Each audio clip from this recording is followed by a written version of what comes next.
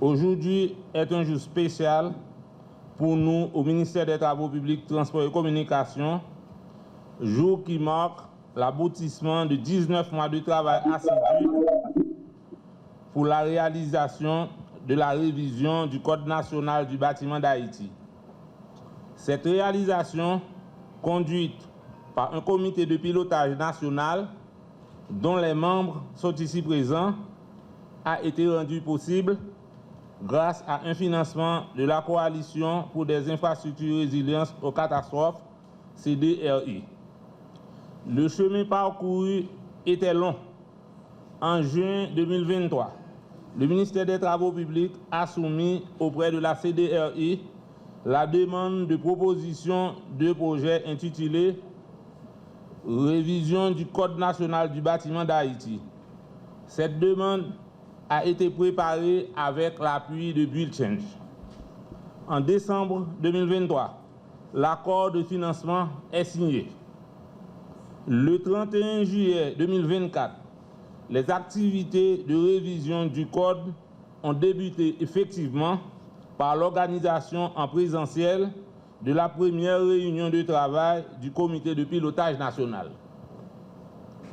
Ce comité est composé par les représentants des institutions et organisations suivantes: le ministère de l'Intérieur et des collectivités territoriales, la faculté des sciences de l'Université d'État d'Haïti, la conférence des recteurs, présidents et dirigeants d'universités et d'institutions d'enseignement supérieur haïtiennes, le laboratoire national du bâtiment et des travaux publics, l'unité de construction des logements et bâtiments publics, le Collège national des ingénieurs et architectes haïtiens, l'Association des entrepreneurs haïtiens de construction.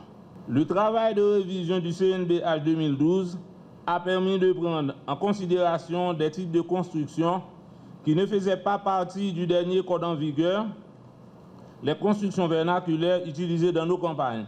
Cette cérémonie s'inscrit dans le cadre de la coopération entre le MTBTC, Build Change et la Coalition pour des infrastructures résilientes aux catastrophes, CDRI, qui a permis à la République d'Haïti de bénéficier d'un financement de la CDRI pour effectuer la révision du Code national du bâtiment d'Haïti, vieux de plus de 10 années. Cet événement marque une étape historique pour notre pays.